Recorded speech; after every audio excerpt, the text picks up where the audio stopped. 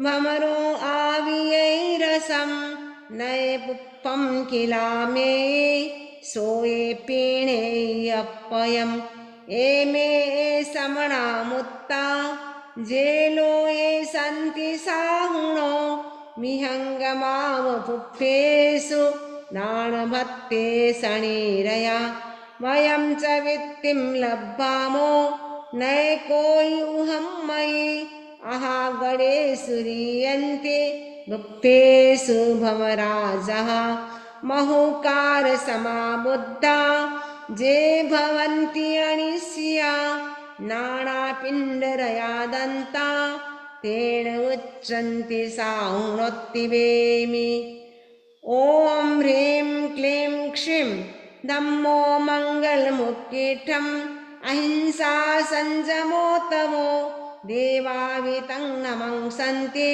यस्य धम्मे सयामणो जहादुमस्य पुप्पेषु भमरो आवियैरसं नये पुप्पं किलामे सोये पीणेयप्पयम् एमे समणा मुत्ता जेलोये सन्ति साहुणो विहङ्गमाव पुप्पेषु दानभत्ते सणीरया वयं च वित्तिं लब्धामो नैकोयुहं मयि अहागणेषु रीयन्ते पुप्पेषु भमराजः महुकारसमाबुद्धा जे भवन्ति अनिस्या नानापिण्डरयादन्ता तेन उच्यन्ते साहुणोत्तिवेमि।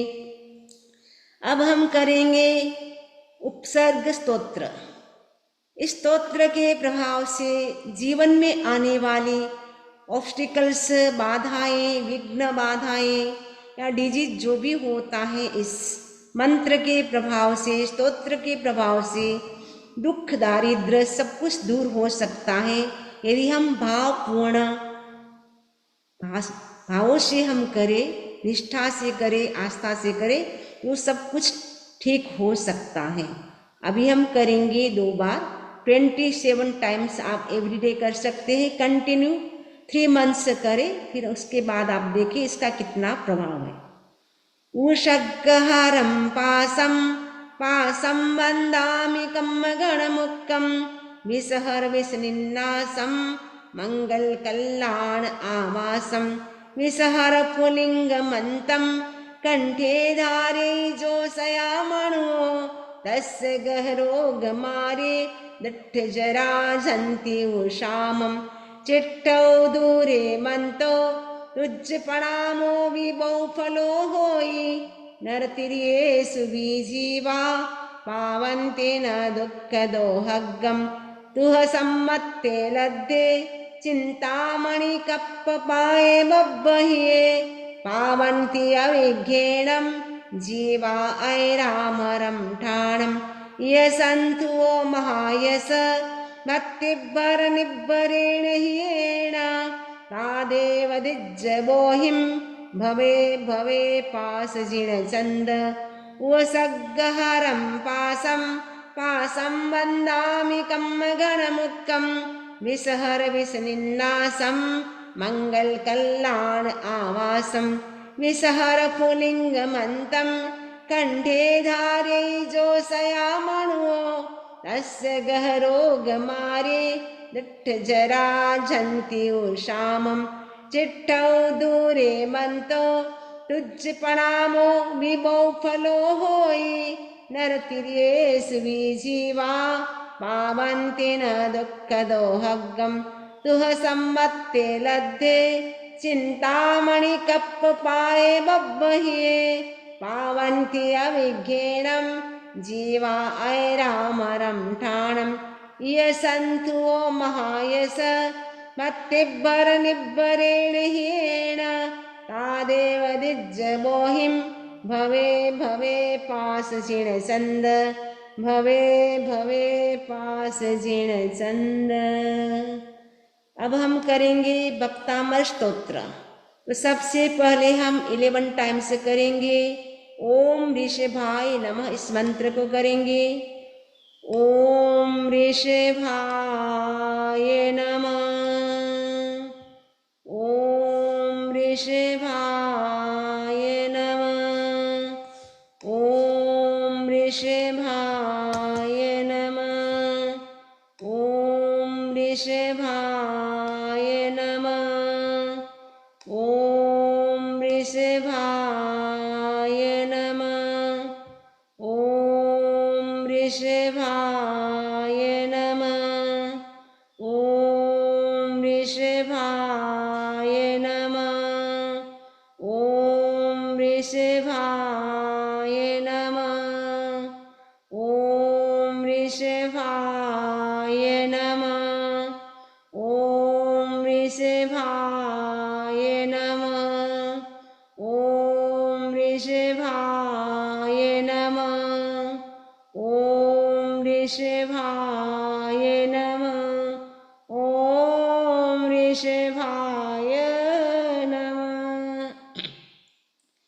भक्तामर प्रणतमौलिमणिप्रवाणा बुद्ध्योतकं दलितपापतमोवितानं सम्यक् प्रणम्य जिनपादयुगं युगादा वालम्बनं भवजले पततां जनानां यः संस्तुतः सकलवाङ्मयतत्त्वबोधा दुद्भूतबुद्धिपटुभिः सुरलोकनाथैः स्तोत्रैर्जगत्प्रीतयचित्तहरैरुदारैः स्तोष्ये किलाहमपि तं प्रथमं जिनेन्द्रम् उद्यामिनापि विबुधार्चितपादपीठ स्तोतुं समुद्यतमतिर्विगतत्रपोऽहं बालं विहाय जलसंस्थितमिन्दुबिम्ब मन्यः कैसति जनः सहसा ग्रहीतुं वक्तुं गुणान् गुणसमुद्रशशाङ्ककान्तान् कष्टे क्षमसुरगुरुप्रतिमोऽपि बुद्ध्या कल्पान्तकालपवनोद्धतनक्रचक्रं को वा तरितुमलमम्बुनिधिं भुजाभ्यां सोऽहं तथापि तव भक्तिवशान्मुनिश कर्तुं स्तवं विगतशक्तिरपि प्रवृत्तः प्रीत्यात्मवीर्यमविचार्य मृगो मृगेन्द्रं नाभ्येति किं निजशिशो परिपालनार्थम् अल्पश्रुतं श्रुतवतां परिहासधाम त्वद्भक्तिरेव मुखरीकुरुते बलान्मां यत्कोकिलमधौ मधुरं विरौति तच्चारुचाम्रकणिकानिकरैकहेतु तत्संस्तवेन भवसन्ततिसन्निबद्धं पापं क्षणात् क्षयमुपैति शरीरभाजाम् आक्रान्तलोकमलिनीलमशेषमासु सूर्यांशु भिन्नमिव सार्वरमन्धकारं मत्पेति नाथ तव संस्तवनं मयेद मारभ्यते तनुधियापि तव प्रभावात् चेतो हरिष्यति सतां नलिनीदलेषु मुक्ता फलद्युतिमुपैति ननूदबिन्दुः आस्तां तव स्तवनमस्तसमस्तदोषं तत्सङ्कथापि जगतां दुरितानि हन्ति दूरे सहस्रकिरणः कुरुते प्रभैव पद्माकरेषु जलजानि विकासभाञ्जि नात्यद्भुतं भुवनभूषणभूतनाथ भूतैर्गुणैर्भुवि भवन्तमभीष्टुवन्तः तुल्या भवन्ति भवतो ननु तेनि किं वा भूत्याश्रितं यय्यनात्मसमं करोति दृष्ट्वा भवन्तमनिमेषविलोकनीयं नान्यत्र तोषमुपयाति जनस्य चक्षु पीत्वा पयः शशिखरद्युतिदुग्धसिन्धो क्षारं जलं जलनिधेरसितुं कैच्चित् यैः शान्तरागरुचिभिः परमाणुभिस्तं निर्मापितस्त्रिभुवनैकललामभूत तावन्त एव खलु त्यप्यणव पृथिव्यां यत्ते समानमपरं न हि रूपमस्ति वक्त्रं क्वते सुरनरो रगनेत्रहारी निशेषनिर्जितजगत्तृतीयोपमानं बिम्बं कलङ्कमलिनं क्वनिशाकरस्य यद्वासरे भवति पाण्डुपलाशकल्पं सम्पूर्णमण्डलशशाङ्ककलाकलाप शुभ्रागुणास्त्रिभुवनं तव लङ्घयन्ति हे संश्रितास्त्रिजगदीश्वरनाथमेकं कष्टान्निवारयति सञ्चरतो यथेष्टं चित्रं किमत्र यदि ते त्रिदशाङ्गनाभिर्नीतं मनागपि मनो न विकारमार्गं कल्पान्ते कालमरुता चलिताचलेन किं मन्दराद्रिशिखरं चलितं कदाचित् निर्धूमवर्तिरपवर्जिततैलपूर कृष्णं जगत्त्रयमिदं प्रकटीकरोषि गम्यो न जातु मरुतां चलिताचलानां दीपोपरस्तमसि नाथ जगत्प्रकाश नास्तं कदाचिदुपयासि न राहुगम्य स्पष्टीकरोषि सहसा युगपज्जगन्ति नाम्भोधरोदरनिरुद्धमहाप्रभाव सूर्यातिसायि महिमासि मुनीन्द्रलोके नित्योदयं दलितमोहमहान्धकारं गम्यं न राहुवदनस्य न वारिदानां विभ्राजते तव मुखाब्जमनल्पकान्ते विद्योतयज्जगदपूर्वशशाङ्कबिम्बं किं सर्वरीषु शशिनान्निविवस्वता वा युष्मन्मुखेन्दुदलिते सतमस्सु नाथ निष्पन्नशालिवनशालिनि जीवलोके कार्यं कियज्जलधरैर्जलभारनम्रै ज्ञानं यथा त्वयि विभाति कृतावकाशं नैवं तथा हरिहरादिषु नायकेषु तेजस्फुरन्मणिषु याति यथा महत्त्वं नैवं तु काच सकले किरणाकुलेऽपि मन्ये वरं हरिहरादय एव दृष्टा दृष्टेषु हेषु हृदयं त्वयि तोषमेति किं वीक्षितेन भवता भुविहेन नान्य कश्चिन्मनोहरति नाथ भवान्तरेऽपि स्त्रीणां शतानि शतशो जनयन्ति पुत्रान् नान्यासुतं त्वदुपमं जननी प्रसूता सर्वादिशो ददति भानि सहस्ररश्मिं प्राच्येव दिग्जनयति स्फुरदंशुजालं त्वामामनन्ति मुनयः परमं पुमांस मादित्यवर्णममलं तमसः परस्तात् त्वामेव सम्यगुपलभ्य जयन्ति मृत्युं नान्यः शिव शिवपदस्य मुनीन्द्रपन्था त्वामव्ययं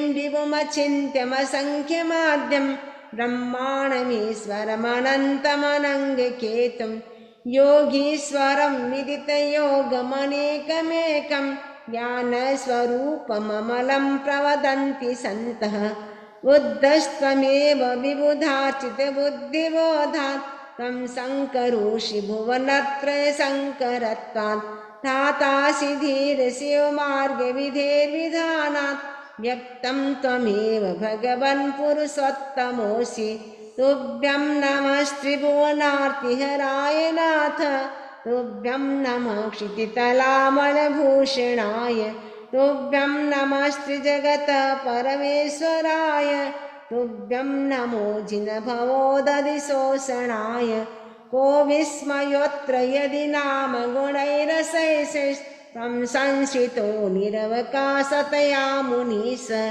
दोषैरुपात्तविविधाश्रयजातगर्वै स्वप्नान्तरेऽपि न कदाचिदपेक्षितोऽसि उच्चैरशोकतरुसंश्रितमुन्मयूख मा भाति रूपममलं भवतो नितान्तं स्पष्टोल्लसत्किरणमस्ततमोवितानं बिम्बं रवेरिव पयोधर पार्श्ववर्ति सिंहासने मणिमयूखशिखा विचित्रे विभ्राजते तव वपुः कनकावदातं बिम्बं वियद्विलसदंशुलतावितानं तुङ्गोदयाद्रिशिरसीव सहस्ररश्मे कुन्दावदात चलचामरचारुशोभं विभ्राजते तव वपुः कलधौतकान्तम् उद्यच्छशाङ्कशुचिनिर्झरवारिधार मूर्चैस्तटं सुरगिरेरिव सातकम्बं छत्रत्रयं तव विभाति शशाङ्ककान्त मुच्चैस्थितं स्थगितभानुकरप्रतापं मुक्ताफलप्रकरजालविवृद्धशोभं प्रख्यापयत्रिजगतः परमेश्वरत्वम् उन्निद्रहेमना पङ्कजपुञ्जकान्ते पारुल्लसन्नखमयूखशिखाभिरामौ पादौ पदानि तव यत्र जिनेन्द्रदत्त पद्मानि तत्र विबुधा परिकल्पयन्ते इत्थं यथा तव विभूतिरभुजिनेन्द्र धर्मोपदेशनविधौ न तथा परस्य यादृक्प्रभादिनिकृतः प्रहतान्धकारा तादृक्कुतो ग्रहगणस्य विकासिनोऽपि श्चोत्तन्मदाविलविलोलकपोलमूल मत्तभ्रमद्भ्रमरनादविवृद्धकोपम् ऐरावताममिवमुद्दतमापतन्तं दृष्ट्वा भयं भवति नो भवदाश्रितानां भिन्नेव कुम्भगलदुज्जलशोणितात् मुक्ताफलप्रकरभूषितभूमिभाग मध्यक्रमक्रमगतं हरिणाधिपोऽपि नाक्रामति क्रमयुगाचलसंश्रितं ते कल्पान्तिकालपवनोद्धतमन्निकल्पं दावानलं ज्वलितमुज्ज्वलमुत्स्फुलिङ्गं विश्वं जिघासुमिव सम्मुखमापतन्तं तन्नाम कीर्तनजलं समयत्वशेषं रक्ते क्षणं समदकोकिलकण्ठनीलं क्रोद्धोद्धतं फणिनमुत्फणमापतन्तम् आक्रामति क्रमयुगेन निरस्तशङ्कस्तन्नाम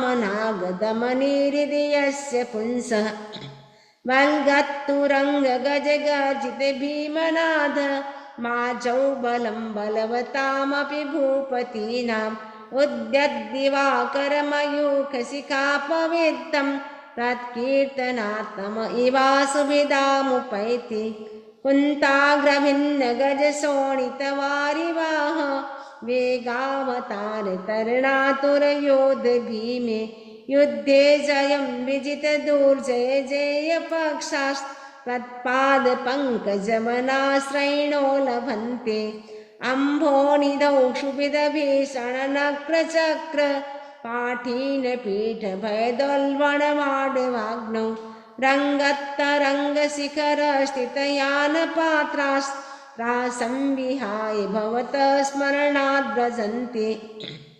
उद्भूतभीषणजलोदरभारभुग्ना शोच्यां दशामुपगताश्च्युतजीविता सा तत्पादपङ्कजरजोऽमृतदिग्धदेहा मर्त्या भवन्ति मकरध्वजतुल्यरूपा आपादकण्ठमुरुशृङ्खलवेष्टिताङ्गा गाढं बृहन्निगडकोटिनिगृष्टजङ्घा तन्नाम मन्त्रमनिशं मनुजा स्मरन्तः सद्य स्वयं विगतबन्धमया भवन्ति मत्तद्विपेन्द्रमृगराजदवानलाहि सङ्ग्रामवारिधि महोदरबन्धनोत्थं तस्यासुनासमुपयाति भयं विएव यस्तावकं स्तवमिमं मतिमानधीते स्तोत्रस्रजं तव जिनेन्द्रगुणैर्निबद्धां भक्त्या मया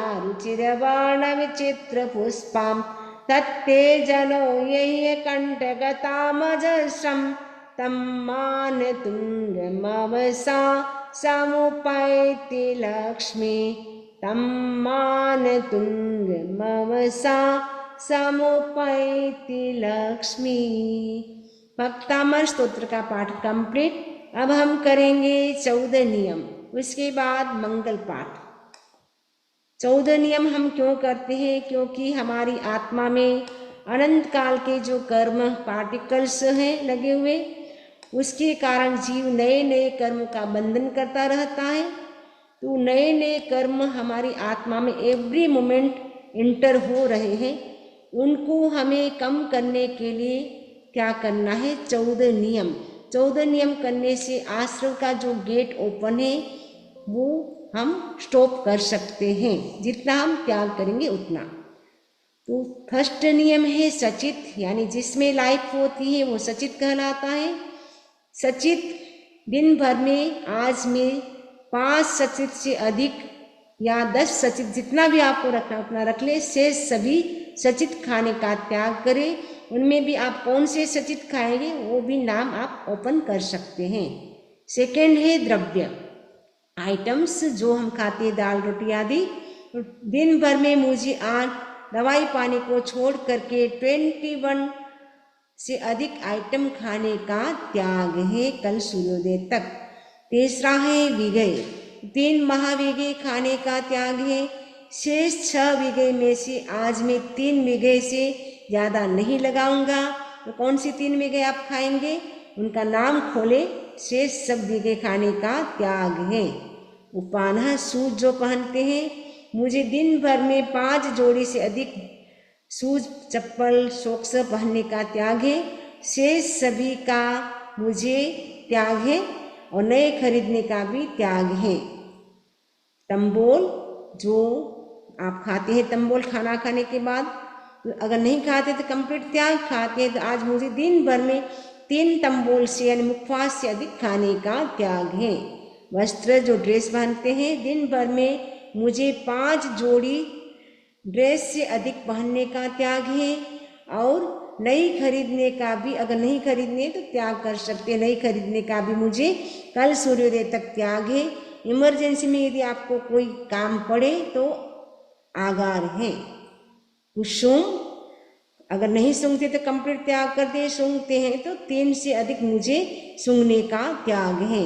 वाहन, अगर आपको कहीं बाहर नहीं जाना है, केवल ऑफिस तक ही जाना है, तो अपनी कार में या फैमिली की कार में बैठूंगा, 2 कार से अधिक मुझे बैठने का त्याग है। यदि आपको ओरलैंडो से बाहर जाना है यहाँ, या आप जहाँ से जुड़े उस गांव का नाम लेकर के मुझे ओरलैंडो से बाहर जाने का त्याग है, या आपको जाना है ओरलैंडो से बाहर तो आगा रख सकते हैं 2 फ्लाइट, 2 ट्रेन, 2 कार, उससे अधिक मुझे बैठने का त्याग है। और शयन जो पलंग, बेड, पिलो, बेडशीट, चेयर्स और टेबल्स, सोफा जो भी होते हैं, तो घर में जितने भी हैं उनका मैं यूज करूँगा, या उसमें भी लिमिट कर सकते हैं। मैं अपने पलंग पे ही बैठूँगा, 2 चेयर्स, 2 टेबल, 2 सोफा से अधिक बैठने का त्याग है। या घर में जितने भी हैं उनका सब मैं यूज करूँगा, ऑफिस में जो भी है उसका यूज करूँगा, शेष सभी का मुझे त्याग है। इमरजेंसी में कहीं मुझे बाहर जाना पड़ा तो वहाँ का आगार है। 10वां विलेपन, तो विलेपन ऑयल जो होते हैं कई प्रकार के होते हैं, उनमें से मैं 3 ऑयल से अधिक यूज नहीं करूँगा। और उसके बाद बॉडी लोशन, क्रीम जो भी होता है उनका आप 2 से अधिक यूज नहीं करेंगे, जितना भी आपको रखना उतना रख ले, शेष सभी का त्याग कर ले, नाम खोल करके रखेंगे। 11वां है ब्रह्मचर्य, यथासंभव ब्रह्मचर्य व्रत का पालन करने की कोशिश करें। 12वां है direction, north, south, east, west, चारों दिशाओं में कितने माइल्स आप जाएंगे, यदि आपको पता है तो आप उतना रख ले, अगर पता नहीं है तो ऐसे भी कर सकते, आज मुझे चारों दिशाओं में 100 माइल से अधिक जाने का त्याग है। ओरलैंडो से बाहर या जहाँ से जुड़े उस क्षेत्र का नाम ले ले, सिटी का, कि मुझे ओरलैंडो से बाहर जाने का त्याग है। यदि आपको ओरलैंडो भी बहुत बड़ा है या अपनी सिटी भी बहुत बड़ी, उसमें भी आप लिमिट कर सकते हैं।